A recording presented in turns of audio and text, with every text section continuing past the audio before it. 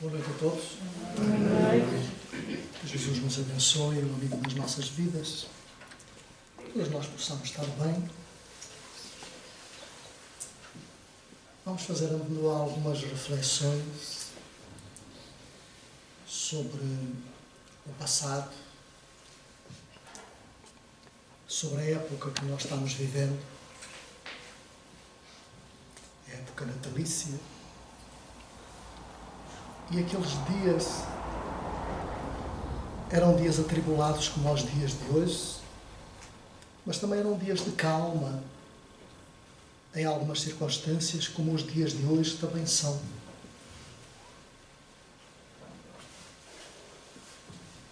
Eram dias em que as emoções se encontravam mais calmas nos corações dos homens e das mulheres, tal qual como hoje ainda também se encontram em algumas circunstâncias alteradas. E aquele casal caminhava ao longo do deserto até chegar a uma cidade, nome Belém, com um pequeno burrito, carregando a jovem esposa de José com apenas 17 anos de idade. E ele já de meia idade, um pouco mais velho, estava no seu estado de gravidez terminal. Na cidade de Belém estava-se realizando os censos, tal e qual como nós hoje fazemos nos países, para sabermos a quantidade de pessoas vivas que se encontram, vivas perante a matéria. Aquele casal procurou naquela azáfama, porque a cidade estava completamente cheia de seres humanos, e os lugares para dormir, estava tudo ocupado. Buscou alguns lugares José, e quando viram que ele se acompanhava de uma jovem, que era sua esposa, ela foi vítima de algumas insinuações de homens abusadores, tal e qual como hoje, portanto, também se encontram. E José ficou um pouco aflito na circunstância. Só que a espiritualidade maior sempre trabalha em conformidade com o mérito, com o merecimento de cada um e com a finalidade a que cada um se propõe. Porque aquele que estava precisamente sendo gerado no ventre daquela mulher era simplesmente só o sol. Era precisamente uma estrela de primeira grandeza e que viria a ser e era e é o governador do nosso mundo. Quando dizemos governador do nosso mundo, nós dizemos nos dois campos da vida, tanto material como espiritual. Jesus é o governador do nosso mundo terráqueo e dos mundos que o rodeiam, que são etapas, são lugares, são mundos também paralelos, onde cada um de nós, após a vida física, faz a sua evolução, faz o seu aprendizado. Então, o anjo Gabriel se abeirou e lhe disse: buscam um lugar calmo, sereno, onde não há a azáfama dos seres humanos, onde não há ruído. E o lugar adequado é um pequeno estábulo, que teria como companhia alguns animais, que todos nós sabemos, é do nosso conhecimento. E ali nasceu o nosso sol, o nosso governador, a quem em sonho o mesmo anjo houvera dito a José: colocarás um nome ao menino de Jesus, porque ele é o Cristo de Deus. Há uma pleiade de espíritos que são consignados e designados como Cristos. Os Cristos são os governadores dos mundos, como o nosso, diferentes do nosso, mais evoluídos, menos evoluídos. São governados pelos espíritos que atingiram o estado crístico. Então o anjo transmite a José: ele é o Cristo de Deus. E trará para toda a humanidade uma boa nova. Então nós vemos aquele menino crescer na maior calma, na maior serenidade. E a dado passo, mais ou menos com 12 anos de idade, sua mãe, um dia atribulada pelo seu desaparecimento, procura-o por todo o lado. E alguém lhe diz que o houvera visto precisamente no templo, conversando com os então sacerdotes da época. Como sabem, àquele tempo não era permitido as mulheres entrar nos templos, só era facultado aos homens. Mas ela entrou e colocou-se por detrás de uma coluna. E ficou muito admirada. Porque o que ela ouvia daquela criança, tanto quanto os sacerdotes, não era de um jovem de 12 anos,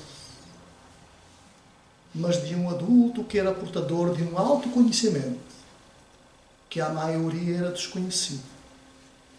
Então ele falava das leis que tinham sido trazidas pelos profetas.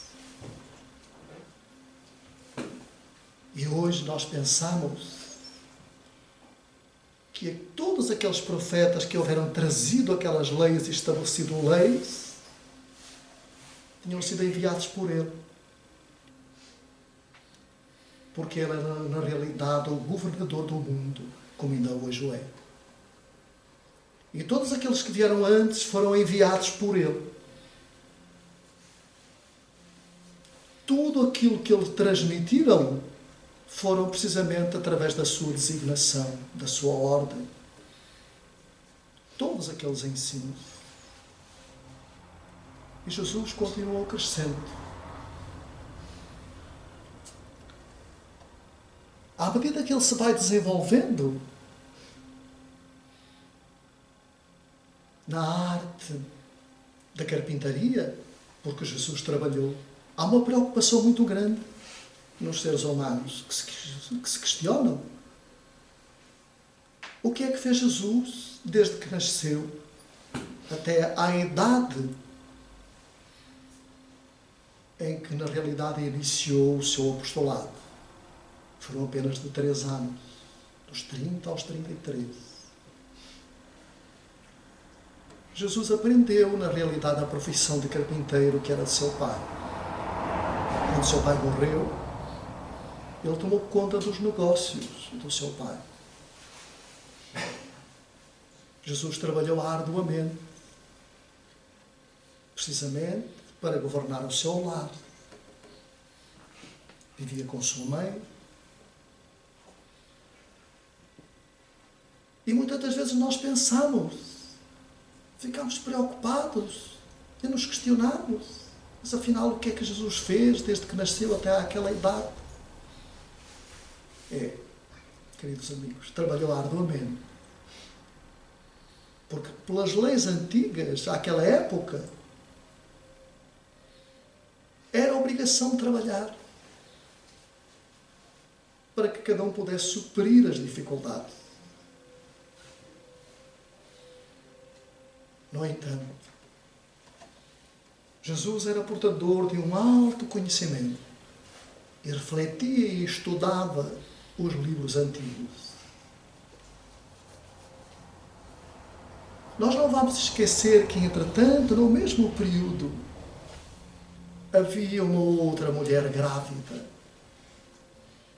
que também deu à luz. Essa mulher grávida era Isabel. Eram primas. Isabel e Maria eram primas. E de Isabel nasceu João, o precursor do cristianismo. João, chamado Batista.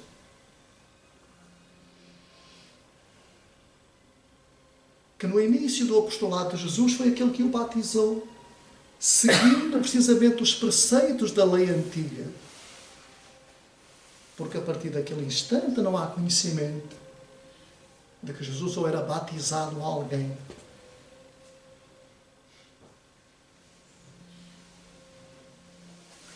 Porque na realidade, pela informação de Jesus, pelos seus ensinos, o batismo é quando nasce, portanto, o Espírito, que é a inteligência para este lado da vida e toma uma indumentária física. É quando começa a beber na fonte do conhecimento a sabedoria que logo mais, portanto, fará dele, portanto, portador de asas para voar, em busca de um contexto maior, de uma evolução maior. E não há água onde nós todos nos banhamos. No entanto, João trazia essa característica pela lei antiga. Porque João não era mais nem menos do que o Elias de outras épocas. O profeta Elias reencarnado como João. Mais tarde nós viemos a saber que João foi submetido à decapitação, porque à época em que ele havia vivido como Elias, houvera mandado matar 400 sacerdotes de Baal, porque não eram cristãos.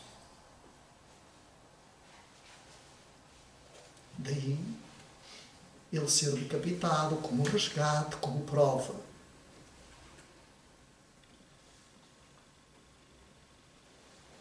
Todos nós, os espíritas, temos mais possibilidades de entender Jesus do que qualquer outro. Qualquer outra pessoa. Porque temos informações mais detalhadas que a doutrina dos espíritos traz para todos nós.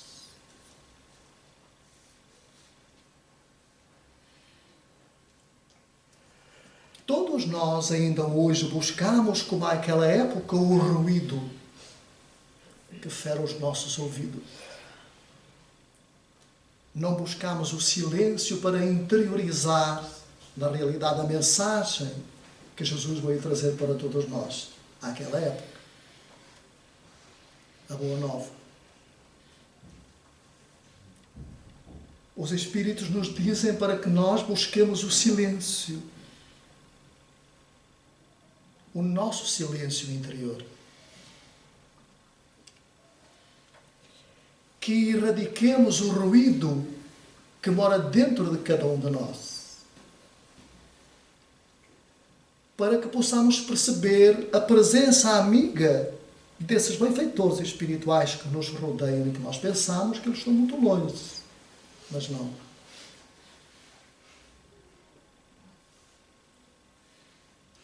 O Espírito da Mãe nos diz que é preciso descobrir o bom ambiente com Jesus. Como, por exemplo, erradicar o azedume e o queixume. É fundamental. Nós erradicarmos o azedume das nossas palavras, dos nossos atos, para com os outros, para com os nossos semelhantes. O queixume devemos erradicar de nós. Nós, como conhecedores espíritas, temos mais responsabilidade do que aqueles que possam ser ignorantes. Perante a vida que se nos apresenta, somos mais responsáveis. Então, Mãe nos diz que nós temos necessidade de ter esse sol em nossos corações. de ter Jesus em nossos corações.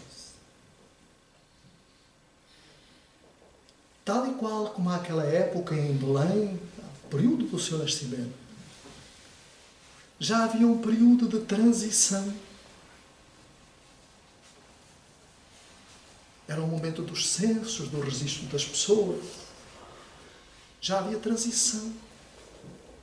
O nosso planeta tem vivido sempre períodos de transição, porque é a partir daí que se faz a evolução. O tempo de hoje que nós estamos vivendo é tempo de transição. Se repararam? Nós estamos vivendo o mesmo período como àquela época. No mundo inteiro. Vamos imaginar que todas as cidades são Belém porque estamos festejando o mês em que Jesus nasceu. Então vamos andar para trás. Estamos festejando como se estivéssemos naquele lugar. Cada um na sua cidade, cada um no seu país. Esse sol é lembrado. Se repararmos bem, passaram as diversas culturas existentes à face do planeta. A cultura egípcia, a cultura romana, a cultura índia, já passaram. Mas Jesus continua vivo. Os seus ensinos continuam a ser vivenciados. Ainda hoje.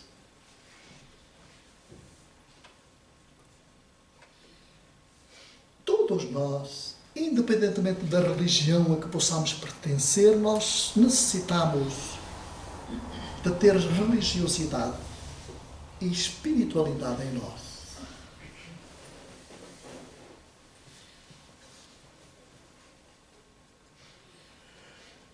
Todos nós precisamos de ter religiosidade em cada um de nós. Religiosidade, espiritualidade, consiste em nós empreendermos e aceitarmos para nós compromissos, assumir os compromissos que temos para com a vida maior. E isso é fundamental. Crer, todos nós queremos em alguma coisa. Religiões, há muitas. Mas o principal da religião, o fundamental da religião,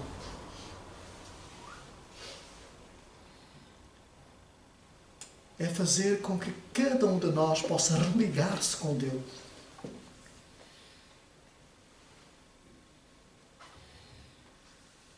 Essa é a finalidade da religião. Ora, se a principal finalidade é precisamente fazer com que o ser humano se religue a Deus, então é porque alguma coisa se desligou.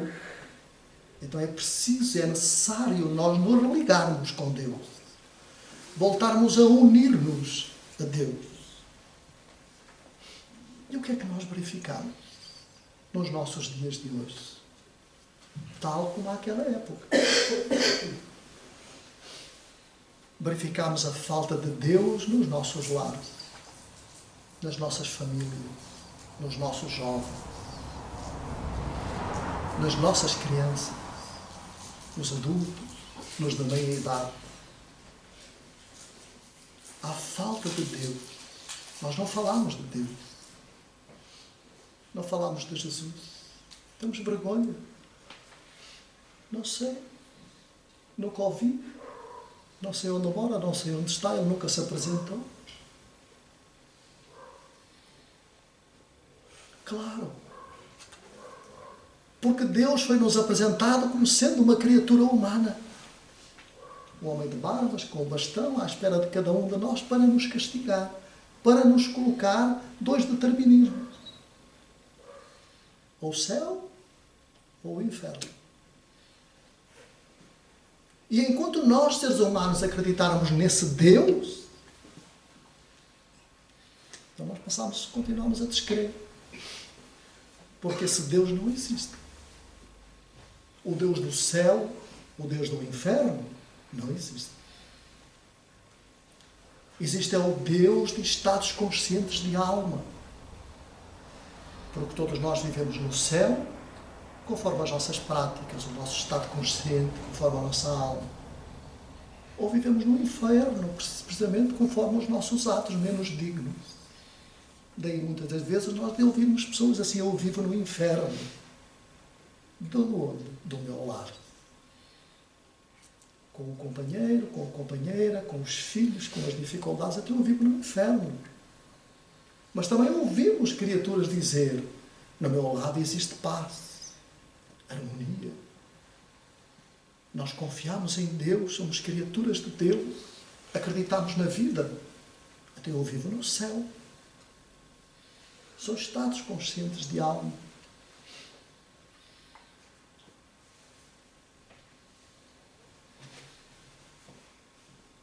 Então há necessidade de nós trazermos para os nossos lares Deus.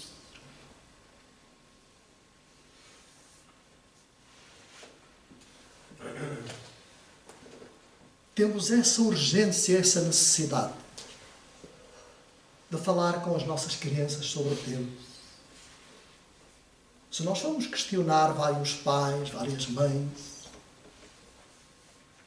e questionarmos quais são aqueles que acompanham os filhos ao deitar e junto a eles falam de Deus, contam uma pequena história ao filho para que ele possa adormecer bem, fazem uma oração a Deus ou a Jesus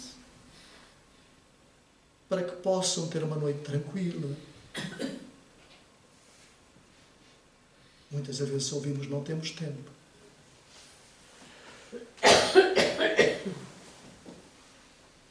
Então falta essa oportunidade precisamente para que as nossas crianças possam nascer, ou melhor, crescer de forma tranquila, de forma equilibrada,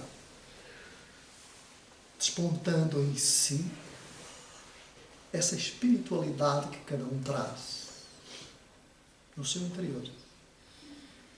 E descobrindo em si, ouvindo falar de Deus, que Ele não está lá longe, não. Ele está bem perto de cada um de nós.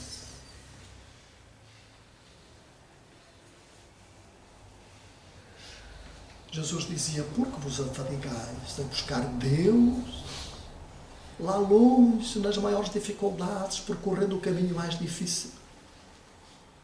Se cada um de vós é templo de Deus, vós, nós, somos templo de Deus. Todos nós. Ele mora dentro de cada um de nós.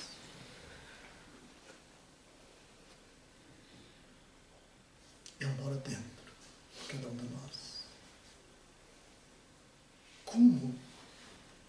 Como é que Ele está representado em nós? Precisamente pelo Cristo interno que mora dentro de cada um de nós.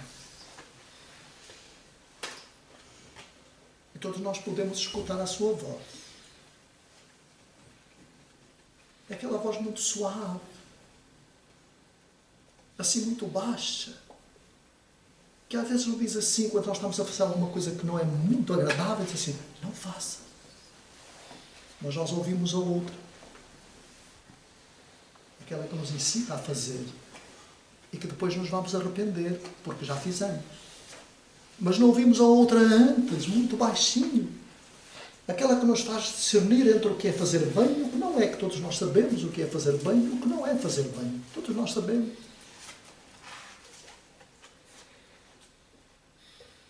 Então esse é o Cristo interno que mora dentro de cada um, que é o representante de Deus na terra.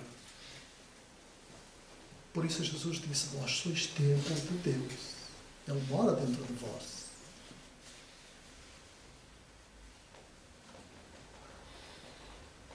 Isto é para dizer o quê? Que o centro da nossa vida é o coração. E o nosso coração está ligado, está conectado com a nossa mente. Tem uma ligação ampla, o nosso coração tem uma ligação ampla com a nossa mente.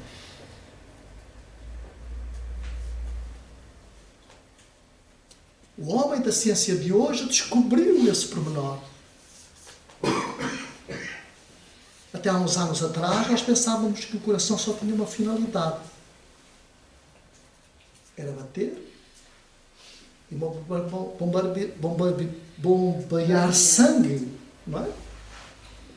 Para que a vida, portanto, pudesse fluir. Mas não. Eles foram descobrir que, na realidade, o pensamento obedece ao coração, porque está conectado com a nossa mente.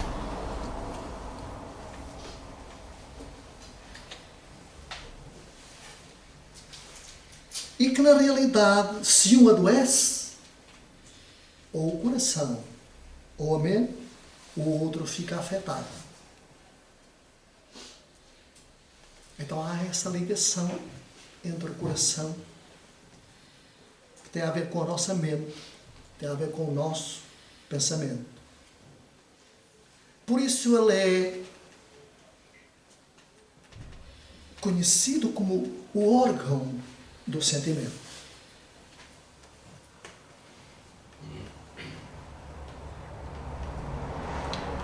Então esses cientistas descobriram o seguinte: verificamos então que o sistema nervoso cardíaco, onde se concentram os neurotransmissores, proteínas e células de apoio, tem memória de curto e longo prazo. Notem bem. Tem memória de curto e longo prazo. E podem operar independentemente do sistema nervoso central. Ou seja, com essa memória que essas células neurotransmissores possuem, portanto, no coração de cada um de nós, se torna possível que ele aprenda através das experiências. Ou seja, nós hoje temos um coração, conforme ele se encontra, mais ou menos debilitado. Mas ele está a aprender.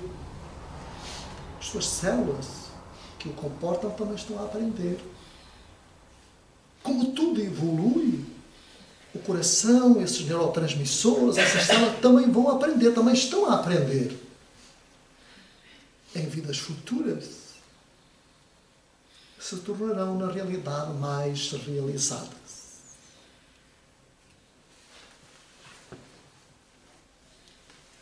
Então leva-nos a pensar o seguinte: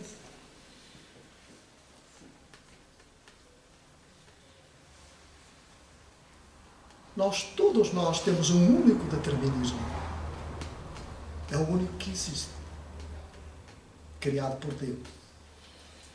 É caminharmos para a perfeição. Para o estado de perfeição em toda a nossa totalidade. Entendendo tudo sobre a vida. Entendendo tudo sobre a natureza. Conhecendo todos os pormenores sobre a vida e sobre a natureza. Sobre os campos magnéticos, sobre os fluidos, conhecendo tudo, abarcando tudo. É a única finalidade que nós temos, como seres humanos. Atingir o estado de anjo.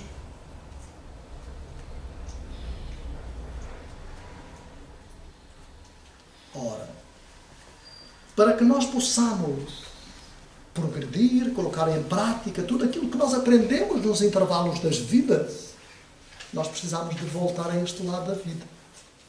Precisamos de uma organização física. Então, queridos amigos, vamos pensar. Todos nós começamos no estado mundo primitivo. Quando atingimos o estado mineral. Com carantonhos, cobertos de pelos, portanto, estado primitivo. Vamos imaginar o nosso estado primitivo, como era a nossa organização física. Até a idade em que nós chegamos ao estado de hoje em que nos encontramos. Mais bonitos, mais belos. O que quer dizer que os organizadores da vida vão elaborando e trabalhando e aperfeiçoando também os corpos, em conformidade com a evolução dos espíritos. Avançam os espíritos, progridem os corpos perispirituais, ou logo progridem os corpos materiais. Porque o nosso físico é o reflexo do nosso corpo espiritual. Assim como a mente é o reflexo do espírito, que cria o corpo espiritual. Então vejamos como é fundamental nós analisarmos esse progresso constante em nossas vidas. Então o coração de hoje, menos trabalhador, por um ou outro defeito, por uma outra situação que ele possa ter criado para si mesmo, seja a dificuldade que for, o coração, o fígado, o rim, logo mais, nós vamos atingir esse estado de pureza, esse estado de saúde que se vai refletir em cada um de nós. É o progresso, é a evolução. São todas essas células trabalhando com uma finalidade de progredirem, de avançarem. Então, quando se atingir esse estado, portanto, crístico, de anjos ou de arcanjos, cuja reencarnação não é imposta, mas é voluntariosa por cada um, assumida por cada um se oferecendo para ajudar, vão criando corpos conforme a sua natureza espiritual.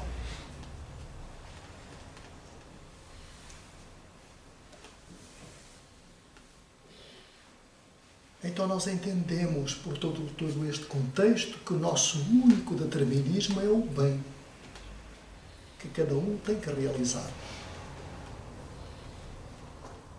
Cada um de nós sabe no estado em que se encontra, as dificuldades que tem. Todos nós sabemos. É verdade ou não é? Todos nós sabemos as dificuldades com que vivemos, as dificuldades que temos, não é? Todos nós. Então, queridos amigos, também todos nós sabemos que produzindo o bem que estiver ao nosso alcance, sem esperar nada em troca, nós vamos conseguir logo mais um estado de saúde.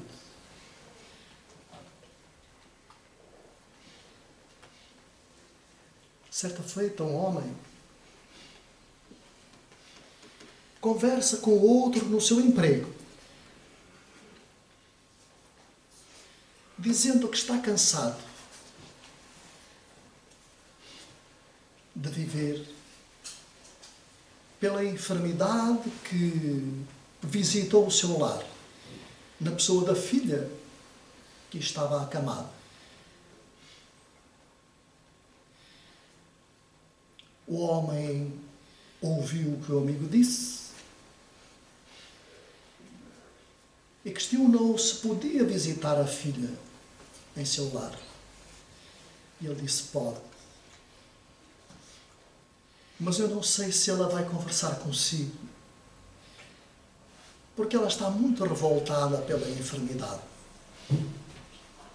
Porque ela paralisou. Já não se pode movimentar mais. Isso causou-lhe uma revolta imensa. Não fala com a mãe, fala com alguma dificuldade comigo, não quer receber ninguém. E aquele homem insistiu, eram colegas de trabalho, condoeu-se e disse: mas eu posso visitar? Pode. Pode ser que ela o atenda. Então marcaram o dia, a hora. E aquele homem lá foi visitar a filha do amigo e colega de trabalho.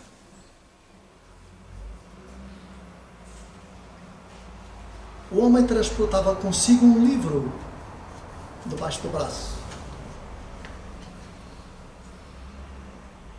O colega de trabalho não sabia quais eram as suas ideias religiosas, políticas, porque o outro também era um pouco reservado. Entrou em casa, conversou com a senhora da casa, com o amigo, e o amigo transportou-o ao lar. Apresentou à filha, dizendo: é meu amigo, trabalha comigo. E a filha amoada nem sequer se dignou a olhar, portanto, para o homem. Mas ele falou com ela. Durante algum tempo, ela cobriu a cabeça com a roupa, como a não querer escutar. Mas meus amigos, mas mesmo que a gente cubra a cabeça com a roupa, o nosso estado auditivo, portanto, está bem vincado, está bem aguçado. E sempre alguma coisa ficou.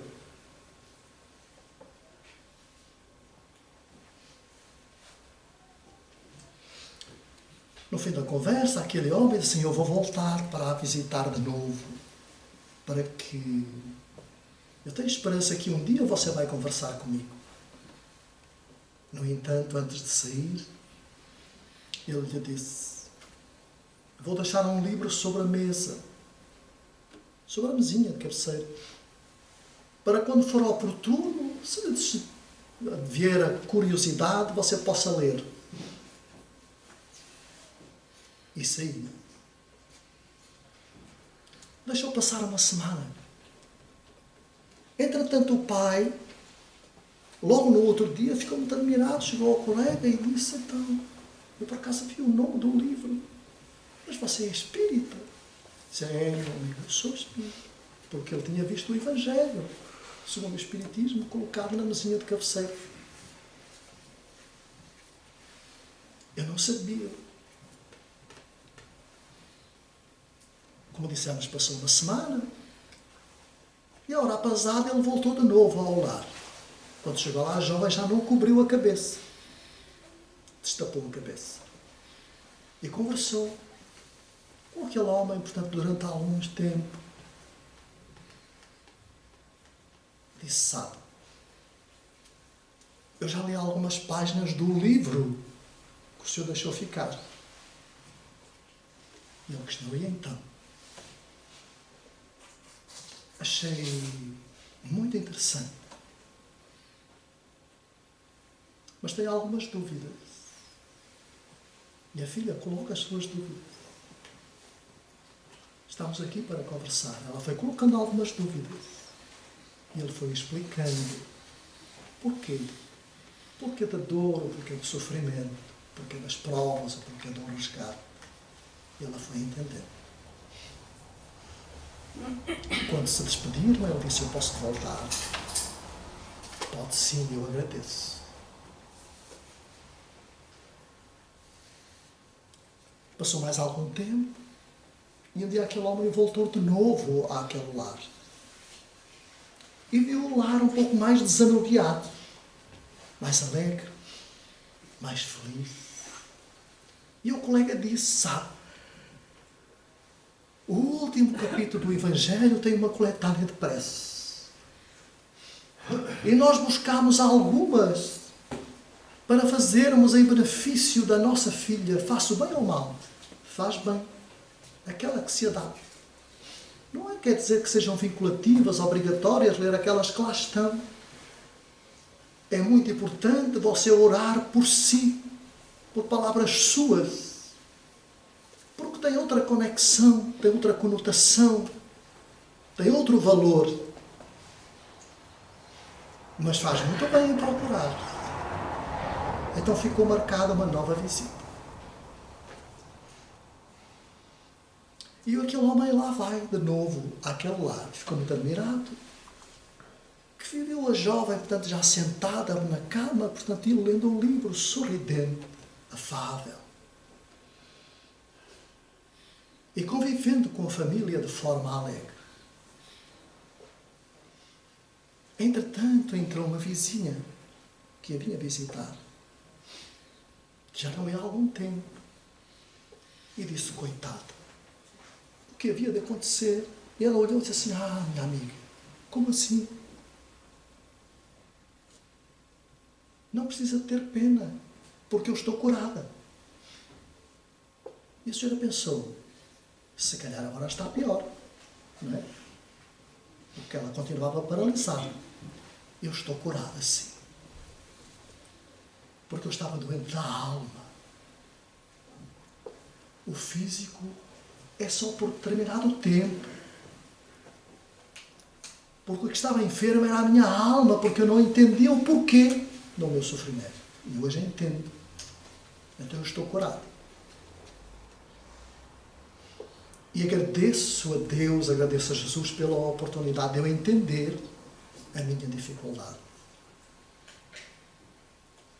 Faz falta Deus nos nossos lares. Faz falta Jesus nos nossos lares. E é importante que nós o busquemos o mais rapidamente possível.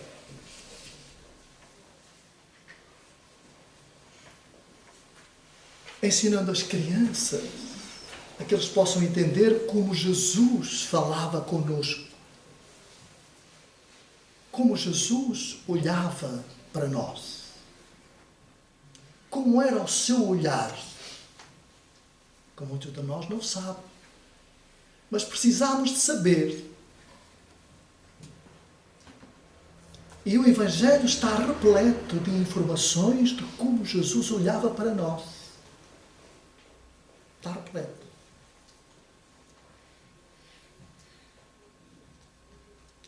O primeiro olhar de Jesus foi para a sua mãe logo quando nasceu.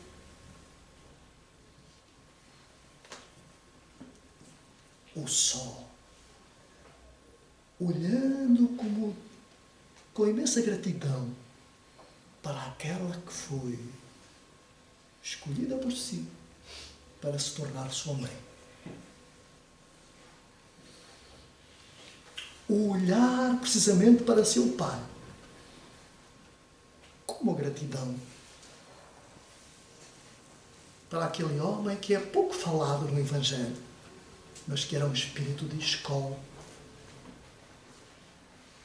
Porque comportava os genes adequados para ser pai do Cristo, Filho de Deus. Às vezes nós não pensamos nessas pormenores. Quando olhou para Maria, todos nós conectamos e dizemos assim: Jesus é filho de uma virgem, não física, porque as leis humanas são para cumprir. E Jesus nasceu pelo mesmo processo que todos nós nascemos.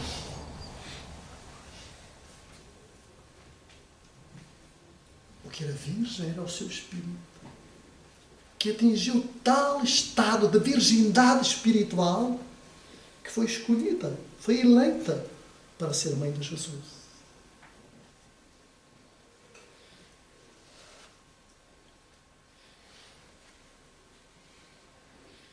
O olhar como ele o fazia para com os seus amigos, não de forma incriminatória, acusatória, pelos desequilíbrios, pelas desavenças, de forma alguma. Mas sempre na maior compreensão, para que eles pudessem despertar também dentro deles o Cristo interno que morava dentro deles.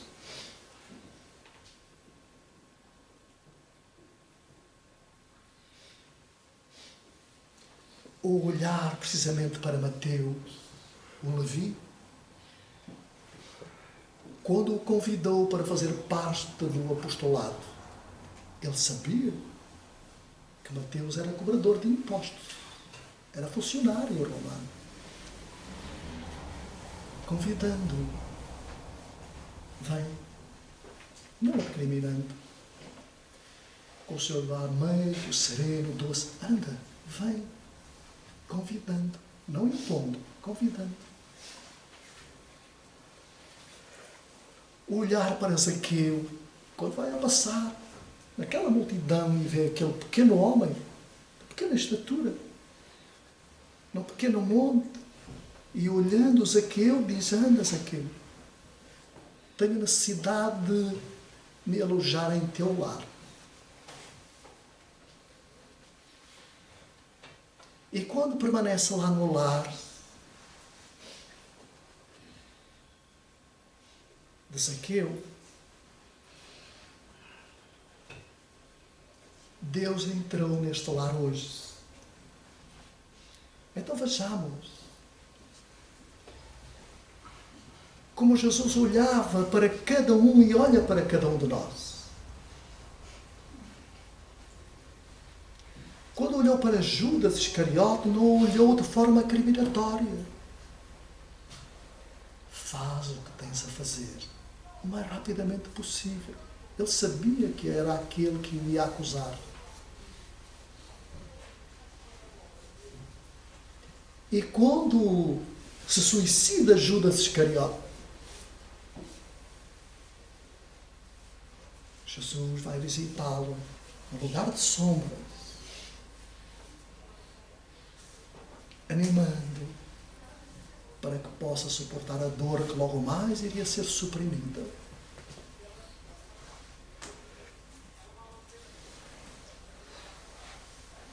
Quando olha para a viúva de Naim, quando olha para a mulher judia junto à fonte de Jacó, dá-me de beber. Tenho sede.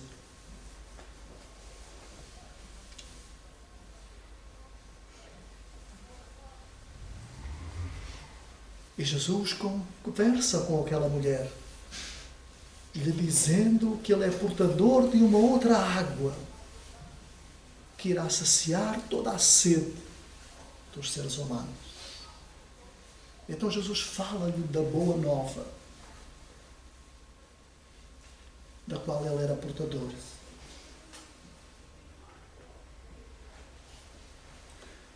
O olhar para Simão de Cirene, da cidade de Cirene, quando Jesus carrega a cruz, cansado, e há aquele homem que é empurrado para ajudar Jesus a carregar a cruz. Simão de Cirene. Quando ele olha para Simão de Cirene, como que, de forma grata, agradecendo, ele lhe dizendo pelo olhar: Simão, tu vais vencer as dificuldades e te tornarás meu discípulo. A conversa pelo olhar.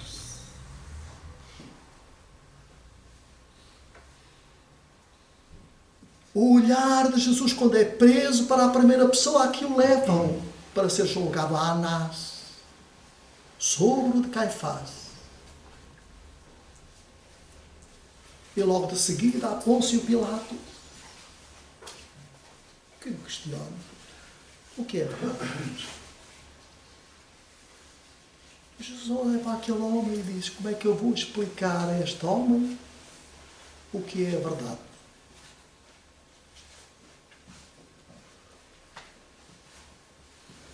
O olhar de Jesus quando escolhem Barrabás para libertá-lo dos crimes hediondos que cometia.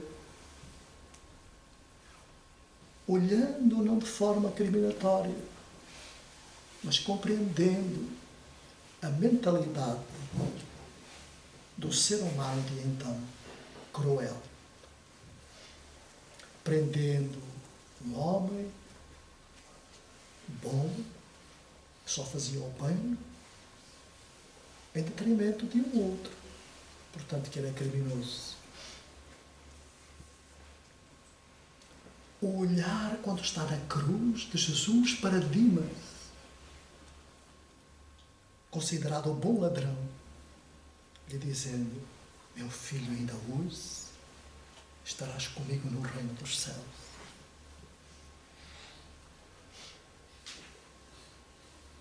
O olhar de Jesus quando olhou para baixo e viu sua mãe, Maria de Magdala e João, olhando, chorando, precisamente pelas dores lancinantes que ele estava sofrendo. E o olhar de Jesus para sua mãe dizendo: mãe, eis aí teu filho, que era João, mais jovem, de apenas 16 anos, era o mais jovem discípulo de Jesus. Quando olhou para João e disse: João, eis aí tua mãe. Olhar meigo, olhar sereno. O olhar precisamente para o homem que lhe deu vinagre para saciar a sede. Ao soldado romano que furou o seu tórax com a lança. olhando para cima e dizendo: Pai, perdoa-lhes porque eles não sabem o que fazem.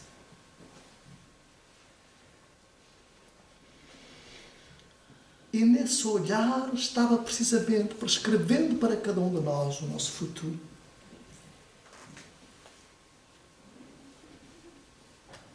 Quando dizemos que Jesus morreu pelas nossas faltas, então todos nós já não tínhamos falta.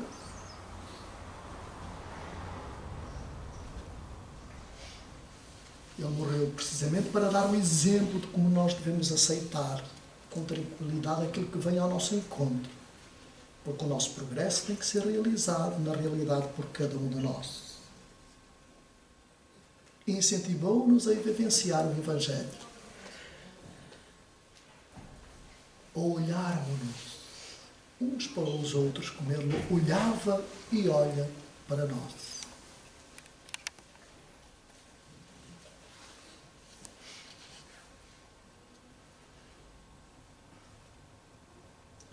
Se nós recordarmos o Monte Tabor, naquela tarde de sol, naquele pequeno mundo,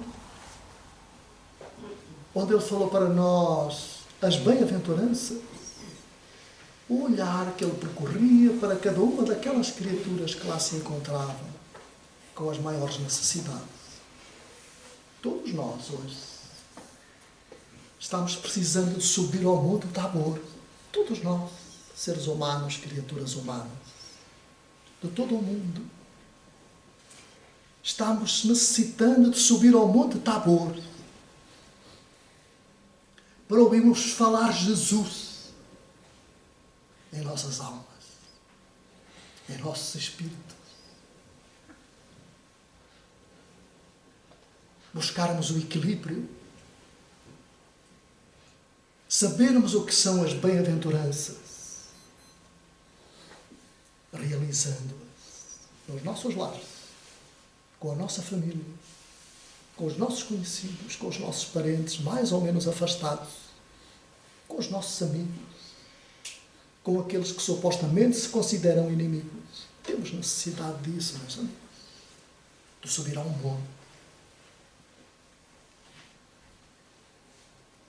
monte das nossas iniquidades, e ouvirmos falar dentro de nós sobre as bem-aventuranças. Temos urgência para que possamos viver melhor, de forma mais tranquila.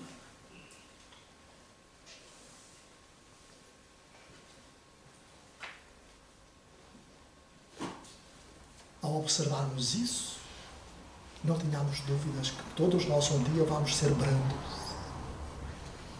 Todos nós um dia vamos ser pacíficos. Quando atingirmos essa estrada de progresso, a qual cada um, como único determinismo que existe, é atingir precisamente esse estado de evolução, de perfeição. Embora acima de nós sempre Deus. Então é fundamental, queridos amigos, no momento que nós estamos vivendo, perante tantas atrocidades, tantos desequilíbrios, o porquê de tanta guerra, tanta aflição, tanta corrupção, tanta maldade, tanto crime, tanta violência, temos necessidade de trazer Deus para os nossos lares. Temos necessidade de trazer a autoeducação e a educação para as nossas crianças. Desde pequeninos, desde o ventre da mãe. Para que à medida que crescem, se desenvolvam, possam nascer com caráteres de homens e mulheres de bem. Não atrasando o seu progresso. Isso se faz através da educação. Há necessidade urgente disso.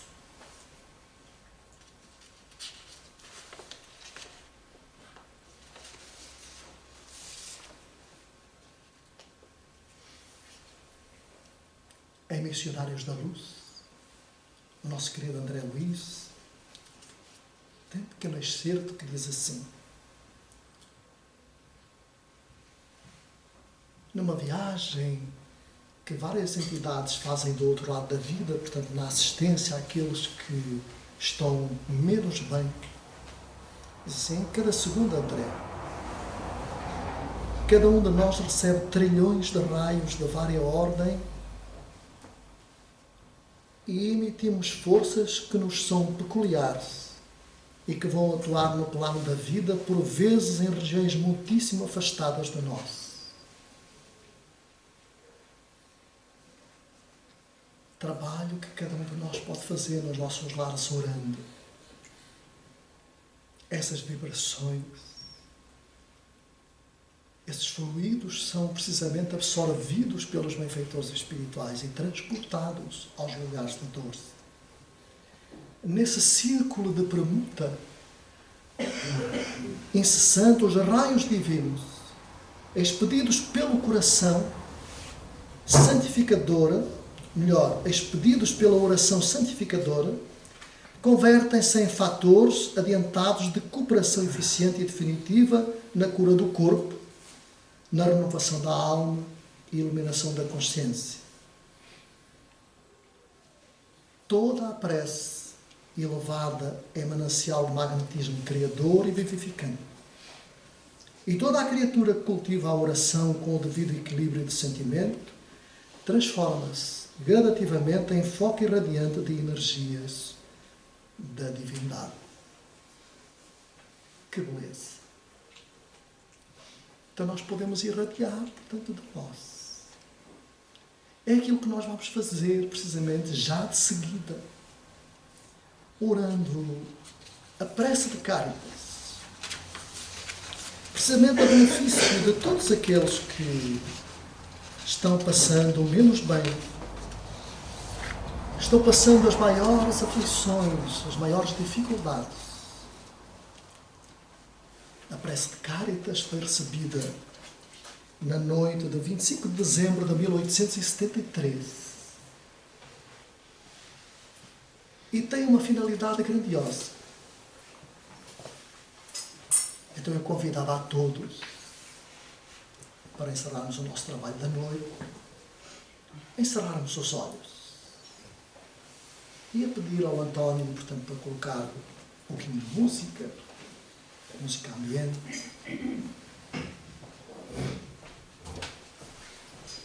para que as nossas mentes, os nossos pensamentos possam, mesmo aqui sentados, possamos expelir de nós, através desse sentimento que expele dos nossos corações, conectados com a nossa mente, pensando nos lugares que possam estar, que nós possamos conhecer, pessoas que nós possamos conhecer, nos nossos lares, na nossa família, conhecidos, parentes, desconhecidos, aqueles que se encontram nos hospitais. Vamos encerrar os olhos, vamos pensar nesses lugares, naqueles que conhecemos, seguindo mentalmente a oração, e vamos pedir precisamente para que todos esses possam receber um amparo. Então, queridos amigos, pensando em Jesus,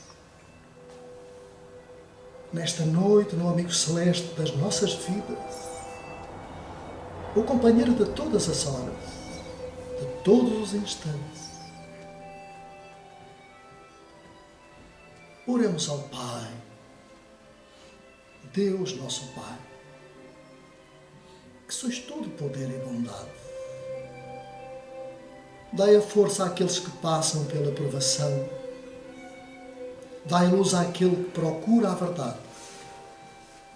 E pondo no coração do homem a compaixão e a caridade. Deus, dai ao viajor a estrela guia, ao aflito a consolação, ao doente o repouso. Pai, dai ao culpado o arrependimento, ao espírito a verdade, à criança o guia, ao órfão o pai. Que a vossa bondade se estenda sobre tudo o que criaste. Piedade, Senhor, para aqueles que vos não conhecem e esperança para aqueles que sofrem. que a vossa bondade permita aos Espíritos Consoladores derramarem por toda a parte a paz, a esperança e a fé. Deus, um raio, uma faísca do vosso amor divino pode abrasar a terra. Deixai-nos beber na fonte dessa bondade fecunda e infinita, e todas as lágrimas secarão, todas as dores se acalmarão. Um só coração, um só pensamento subirá até vós, como um grito de reconhecimento e de amor. Como Moisés sobre a montanha, nós vos esperamos com os braços abertos. Bondade, ó poder, ó beleza, ó perfeição. E queremos de alguma sorte merecer a vossa misericórdia. Deus, dai-nos a força no progresso para subirmos até vós. Dai-nos a caridade pura, dai-nos a fé e a razão. Dai-nos a simplicidade que fará das nossas almas o espelho onde se refletirá um dia a vossa santíssima imagem. Muito obrigado, Senhor, pela vida, por tudo quanto o Senhor nos oferta. Que a noite possa ser de paz em todos os lares, em todos os lugares, com todas as criaturas. Graças a Deus.